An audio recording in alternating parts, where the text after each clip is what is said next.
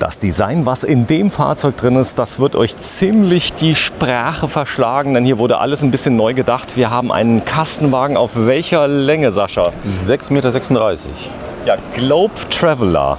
Das ist wirklich eine Marke, die man sich merken muss, wenn wir gleich mal drin waren. Denn von außen sieht er so ganz normal aus, sage ich jetzt mal.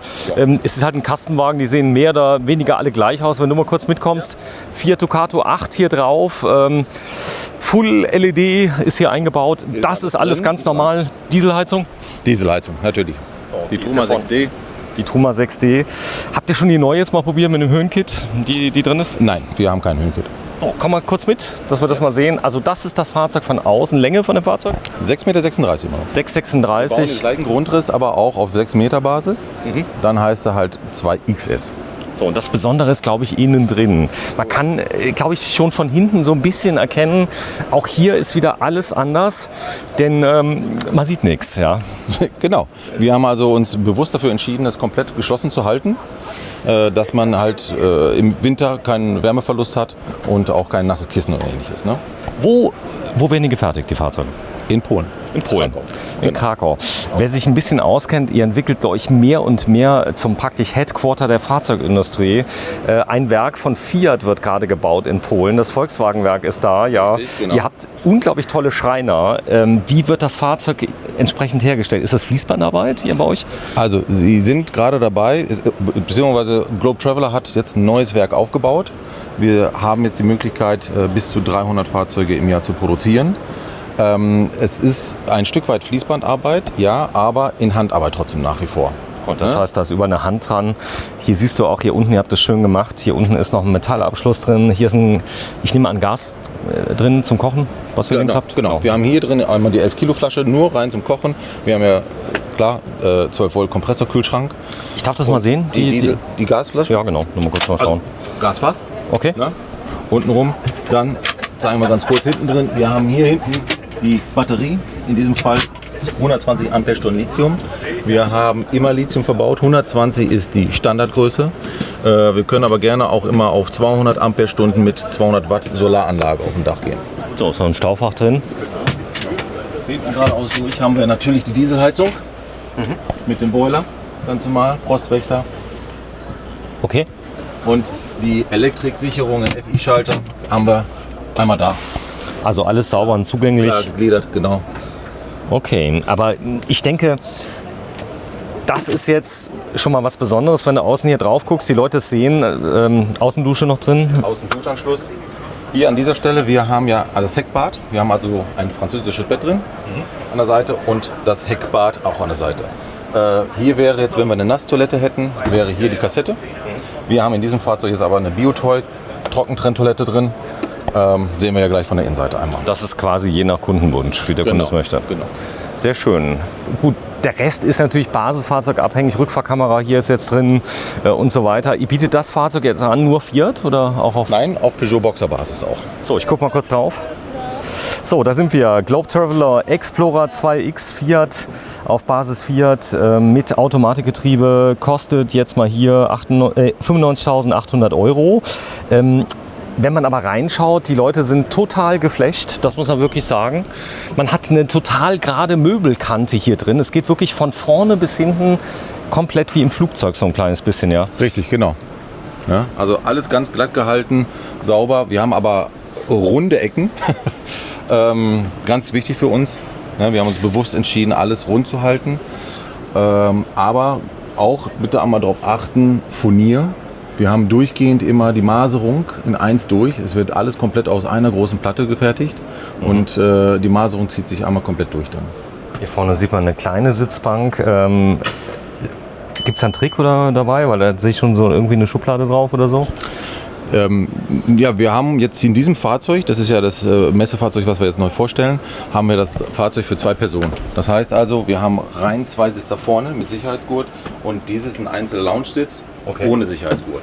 Okay, das bedeutet, wenn ich mal kurz mal Stopp mache, der eine möchte dem anderen gegenüber sitzen, dann passt das. Du hast eine Raumfreiheit, die ist unerreicht. Du kannst dich drehen, wenden. Genau. Es ist, Ansonsten, wir haben unter dem natürlich die Schublade, hat es ja schon gesehen. Darunter befindet sich jetzt der Wassertank. Wir haben hier 80 Liter Frischwasser. 80 Liter? 80 Liter. Okay. Zieht sich runter bis auf den Grundboden. Wir haben ja einen durchgehenden doppelten Boden im Fahrzeug. Haben wir in allen Globe Traveler Fahrzeugen. Wir sind nämlich dadurch zu 100% winterfest. Wir haben den Grauwassertank hier im doppelten Boden. Wir haben den Frischwassertank, der im doppelten Boden und auch in der Seitenwand mit hochgeht.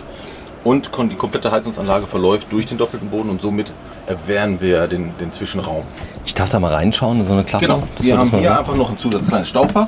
Okay. Ja, da kann man seine 3 Paar Schuhe reinpacken. Hier, was da drin? Und in diesem hier, da könnte man jetzt den Tisch drin verstauen. Ehrlich? Das heißt also, wir haben eine kleine Stofftasche drin. Da würde jetzt, ist schon ziemlich dreckig, aber gut. Da würde jetzt der Tisch reinpassen, sodass er nicht zerkratzt. Und könnte den da drin verstauen oder dementsprechend auf 5 Paar Schuhe oder so. Ne? Das bedeutet, das hier ist so ein Grundriss für jemanden, der zum Beispiel alleine reist. Der könnte jetzt zum Beispiel unterwegs sein, wie ich, ein Videofilmer, der nur ein Fahrzeug braucht, das Ding aber einfach abstellt, 0 Setup hat. Das heißt, du startest, du drehst den Sitz und du bist zu Hause. So ist es. Genau. Das ist krass, du hast unglaublich viel Platz. Ja. Wie lang ist das Fahrzeug? 6,36 Meter. 6,36. Ja. Jetzt gibt es ja viele, die vielleicht sagen, hey, da hinten das Bett, das ist nicht breit genug. Die müssen es erstmal ausprobiert haben. Mit 2 Personen lässt sich wunderbar drin schlafen. Das ist wirklich so. Aber ihr habt ja noch andere Grundrisse. Muss man sagen, wem das jetzt nicht gefällt, dem nicht so breit ist, das habt ihr vorgeschlagen. Aber Wenn du mal kurz, wir bitte? haben halt im Februar haben wir den 2XS vorgestellt. Das Fahrzeug ist sehr gut angenommen worden. Aus dem Grund hat man sich jetzt entschieden, auch auf der 6,36 Meter Basis das zu bauen. Und auch hier auf der Messe ist es jetzt sehr, sehr gut angenommen worden. Da sieht man es. Das heißt, du hast viel Platz und gut, die 2 Personen müssen sich schon lieb haben, aber wir sind hier auf einem Fahrzeug, was in der Innenstadt gar nicht auffällt. Also du bist wirklich dann in einem Fahrzeug, das könnte auch ein Lieferwagen sein. Ihr habt die Fenster recht dezent gemacht. Wer genau hinguckt, sieht natürlich, das ist ein Camper. Gab es schon mal Leute, die gesagt haben, ja, die Fenster baue ich auch nicht an den Seiten? Ja, gab es tatsächlich schon, aber das ist schwindend gering. Aber du hast ja gesagt, unsere Zielgruppe ist es hier zum Großteil auch Einzelpersonen, die eventuell vielleicht auch noch einen Hund haben, aber die ihr Homeoffice halt ins mobile Office verlagern. Immer wieder haben wir das, dass diese Anfragen sind. Und das sind dann Einzel- oder vielleicht auch 2 Leute, die mit dem Fahrzeug dann unterwegs sind und von unterwegs dann aus arbeiten wollen. Ne? Ablagen habt ihr viele. Hier können wir zum Beispiel jetzt eine Mikrowelle drauf machen, die drauf ist, eine Kombi, Kaffeemaschine drauf. Wir haben jetzt hier halt Mülltrennsystem noch mal einmal verbaut. Boah, ist das groß? Guck mal hier, Simone. Das ist der größte Mülleimer der Messe. Ja, aber das ist so wichtig, ja, weil die Leute einfach mit Tüten dann rumhandeln. Wenn wir hinten hindurchschauen, dann sehen wir, dass wir hinten noch den Safe verbaut haben. Ja. Naja gut, jetzt weiß es jeder. Danke. Aber da muss man erstmal drauf kommen. Ja. Dann haben wir hier einmal den Apothekerschrank mit einem kleinen Schubfach nochmal zusätzlich. So, das heißt, ihr habt die Küche auf der Seite, wo sie normalerweise auch ist beim Wohnmobil, habt aber eine irre Durchgangsbreite, weil ihr auf alles einfach Muss man sagen. verzichtet habt, was man hier sieht. So, Apothekerschrank habt ihr mit drin. Die Schubladen selber sind breit und tief? Ja. Okay. Das ist gut. Hat das Bett noch irgendeine Funktion? Man kann es irgendwie hoch machen oder irgendwas? Da ist wahrscheinlich die Garage. Ein Drittel haben wir einen Klapplattenrost drin, sodass wir an den Stauraum da drunter kommen. An die eigentliche Garage hinten kommen wir nicht so dran. Ich darf das mal sehen? Da Ja, mit dem Moment, ich geh mal runter. Klapplattenrost. Magst du selber hochheben? Ja, kein Problem. So? Ah ja, guck mal. Genau, und da einfach ins Lattenrost reinpacken. Ah ja, okay. Verstehe. Und hochheben. Okay, also ein 2-Personen-Fahrzeug jetzt hier. Zuladung, was haben wir? Also wir haben jetzt hierbei ein Leergewicht von bei dem Automatik 3000, fahrbereiter Zustand 3125 Kilo mit dem Automatikgetriebe. Mit dem Fahrer, der ist natürlich schon drin, Der Fahrer ist Dieseltank, schon mit bisschen drin, Wasser. Genau, die 20 Liter Frischwasser, die Gasflasche und. Okay, das heißt, du kannst es mit 3,5 Tonnen fahren, du kannst es aber auf dem Papier auch auflasten wahrscheinlich schon, ist ein Maxi-Chassis. Auflasten geht auch, natürlich. Ja. Ne? Aber man kann ihn auch zu zweit wirklich gut noch mit 3,5 Tonnen fahren. So, das Highlight ist das Bad. Ihr habt keine Backen hier eingebaut, das heißt also, das Fahrzeug hat hinten ganz normale Maße. Richtig, genau. Weil wir einen Längsschläfer haben, brauchen wir die ja nicht. Ne? Grundsätzlich auch bei diesem Chassis haben wir sowieso das schön gerade hochgehende Dach, also ausreichend Platz oben, dass wir es nicht verbreitern müssten. Ja. Und? Ja, ist klein, aber fein. So, du hast eine trockene Trenntoilette hier mit drin. Das Waschbecken kannst du ausziehen. Ja. So, es kommt einfach runter, klappt sich aus. Ich zeig das mal gerade. Warte, ich filme mal gerade rein. Ja. Dass wir das mal sehen. Das ist das Waschbecken. Dann hast du überall Spiegel drin, damit du dich ja ordentlich rasieren, schminken und was weiß ich alles machen kannst. Du hast viel Licht hier in dem Konzept drin. Das heißt also, ihr habt wirklich unglaublich viel mit Licht und Lichtdesign gespielt, oder? Genau. So ist es. Also wir haben viel Licht, wie du schon sagst, auch mit der Hintergrundbeleuchtung in Orange, bewusst in Orange gehalten, dass es halt nachts nicht blendet. Wir haben es aber auch mit Dimmfunktion, ne, dass es nochmal dann auch einstellbar ist. Wir haben reichlich einzeln geschaltete Beleuchtung, LEDs. Also jeder Bereich für sich ist dann einzeln geschaltet. Ja. Das Feeling ist wie in einem, ich sag mal, Hotelzimmer so ein bisschen. Also das ist das, was mir direkt auffällt. Es ist gar nicht Wohnmobil, also so überhaupt nicht, oder? Vor allen Dingen nicht Kastenwagen. Ja. Was total krass ist, du kannst die Sitze, wenn du die mal gerade umdrehst, mal bitte beide, mach mal bitte. Ich will mal gerade was zeigen, was, glaube ich, für Stadtsteher enorm wichtig ist. Du kannst nämlich die Sitze einfach drehen, dann habt ihr da einen Vorhang entwickelt. Und wenn du den Vorhang mal schließt, bitte. Und dann kennt man das ja, du machst ja alles runter, stehst irgendwo, die Leute können reingucken und jetzt hat man nämlich den Gefühl, auch ruhig mal rechts im Vorhang zu, dass wir das mal sehen, dann filmen wir das mal von außen, wie das aussieht. Man macht nämlich ungern in der Stadt alles dicht, die Plissés, genau, die Plissés und so weiter runter und wir gehen mal kurz raus und dann zeige ich euch mal, was ich meine. Also alles das, was derjenige sieht, der von außen reinguckt, ist ein leeres Fahrerhaus und wenn man das jetzt noch richtig zumachen würde, dann siehst du nichts. Genau. Also es hat eigentlich eine Doppelfunktion. Es ist ursprünglich gedacht als Kältebrücke nochmal für Fahrerhaus, dass wir den Bereich abschotten können separat, um das Hauptwohnbereich dann warm zu halten. So, und das ist wichtig. Und dann bist du drin, Simone? Ja, ich sehe hier gerade, da gibt es so einen Knopf mit einem Bügel drauf. Was hat es damit auf sich? Einmal draufdrücken. Ach so, okay. An mehreren Stellen in dem Fahrzeug einfach versteckte Kleiderhaken. Na, jetzt. So, da oben, das sieht aus wie ein mega Stauraum. Bin ich mal sehr gespannt. Zeig mir den mal bitte. Pushlocks? Aha, okay. Boah, es ist schon groß. Das heißt, wir haben ein super Hochdach hier. Wir haben immer das H3-Dach. Das Okay. verbauen wir ja immer bei dem Globe Traveler. Da wir den doppelten Boden ja drin haben, brauchen wir das H3-Dach auch. Dadurch haben wir natürlich jetzt auch hier in diesem Bereich vorne die großen Staufächer, aber auch das Heckstaufach, das große, ist auch sehr tief, dass ich da auch meine Jeans vernünftig nur einmal falten brauche und reinlegen kann. Dann, ne? Hast du einen Schrank hier drin? Wir haben einen Schrank natürlich. Haben wir noch gar nicht gezeigt. Pushlock, einmal die eine Seite und dann den Spiegel wegklappen und dann haben wir hier natürlich die Kleiderstange. Kurz, aber ausreichend für Sakko und Hemden. Und auf der Seite haben wir noch mal ein paar Schubladen mit drin und einmal das Staufach oben nochmal. So, Stumpf und so. Hinten ist noch ein Staufach. Auch da mal bitte reinschauen, weil das sieht auch riesig aus. Richtig? Das Design ist enorm, ich sag mal, entsprechend reduziert. Du hast kaum irgendwas Sichtbares drauf. Du kannst es sehr gut sauber machen und es sieht nicht aus wie Schränke und Co. Ja. Deswegen haben wir uns ja auch für die Pushlock entschieden, dass wir jetzt nicht irgendwelche Griffschalen oder sowas drin haben. Wir wollten diese glatte Fläche, um auch da nochmal einfach dieses Mehr an Raumgefühl zu gewinnen. Ne? Dass es nicht unterbrochen wird oder so. So. Ja, ihr seid mal gerade so lieb und geht mal kurz raus alle, dass wir das mal sehen. Dann kann ich einmal kurz reinschießen ohne euch, dass wir ein paar Bilder haben.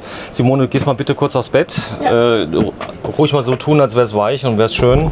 Ist aber schön und weich. Ja, das ist es. Wir haben ja das Lattenrost, haben wir ja eben gesehen. Ne? Und die 10 cm Matratze da drin. So, und wir können aber auch sogar noch Kaltschaummatratzen ab Werk wählen. ganz, ganz große Bitte, wenn du da mal gerade drehst noch einmal kurz, dann kann ich mich auf den Fahrersitz setzen und dann sieht man alles mal. Weil das ist wirklich, dieser Aha-Effekt kommt wirklich, wenn die Leute rausschauen. Wir werden das Fahrzeug auch gleich mal freigeben mit allem drum und dran, denn das Raumgefühl ist unglaublich, es ist unbeschreiblich und du kannst von vorn bis hinten wirklich komplett in den Raum reinblicken und hast ein riesen Raumgefühl hier mit drin. So, das ist das, was die Leute sehen. Könntest du die Tür mal kurz schließen für mich, bitte? Soll ich das mal sehen? So, und das ist dann das Fahrzeug, wie man dann drin ist. Und da kann ich mir schon vorstellen, dass man da Spaß haben kann. Fazit bei dir? Mir gefällt es richtig gut. Ehrlich? Auch das Design, ja. Auch das Design? Ja, die Holzoptik, das Grau dazu. Ja, das Coole ist, sie darf es sogar fahren. Es ist fahrbar mit jedem So Pkw-Führerschein. ist es, weil wir ja unter den 3,5 Tonnen bleiben und somit kann das dann auch jeder dann fahren, ne? Der zumindest seinen normalen Ja, Pkw-Führerschein. es gibt ein ganz großes Fliegengitter mit dabei, das geht über die ganze Breite. Das ist vielleicht auch noch ein wichtiges Detail. Und ja, die Lieferbarkeit, wie sieht es denn aus? Du hast hier wahrscheinlich auf dem Hof stehen, 500, die können sofort mitgenommen werden. Also Ne? Lieferfähigkeit brauchen wir ja nicht drüber sprechen. Das hast du, glaube ich, diese Wochenende schon so oft oder diese Woche schon so oft gefragt. Ungefähr die Lieferzeit. Ja. Also 18 Monate ist sicherlich beim Fiat Ducato. Peugeot können wir deutlich eher liefern. Da haben wir tatsächlich noch einige Chassis und auch noch ein paar Chassis im Vorlauf. Wir vom Autohaus Markötter, wir können nämlich selber Peugeot-Chassis bestellen. Ihr seid wo? Seid ihr in welchem Ort? Wir sitzen in Bad Salzuffeln. Was? Nee, Bad Salzuffeln. Das ist ein Bad Salzuflen. Bad Salzuffeln. Uffeln. Genau. Okay. Das ist in Ostwestfalen-Lippe, also in der Nähe von Bielefeld, dem Ort, den es ja nicht gibt. Sehr schön. So, also ihr gefällt's gut. Ein paar schöne Details haben wir gesehen. Das Riesenbad, das gemütliche Bett hinten, was gar nicht so wohnmobil ist, und dann diesen Raum. Normalerweise hast du in der Mitte ja das Ja, Bad. also das ist wirklich viel Platz. Dafür ist das Bad ein bisschen kleiner, aber ein Tod muss man sterben bei 6 Meter. Ja gut, das Bad brauchst du ja nicht so oft. Das ist ja vielleicht am Tag so 10 Minuten, ab und zu mal aufs Klo gehen, trocken Trenntoilette mit drin. Dann hier vorne Küchenblock, wirklich richtig schön. Ja, vielen Dank fürs Einschalten. Globe Traveler, eine Marke, die in Polen gebaut wird, und da hört man ja nur Gutes zu. Und das Besondere ist natürlich dieses Doppelbodenkonzept. Das heißt, alles ist im Doppelboden verstaut. Das ist der Grauwasserablasstank. Das ist der Grauwasserabwasstank.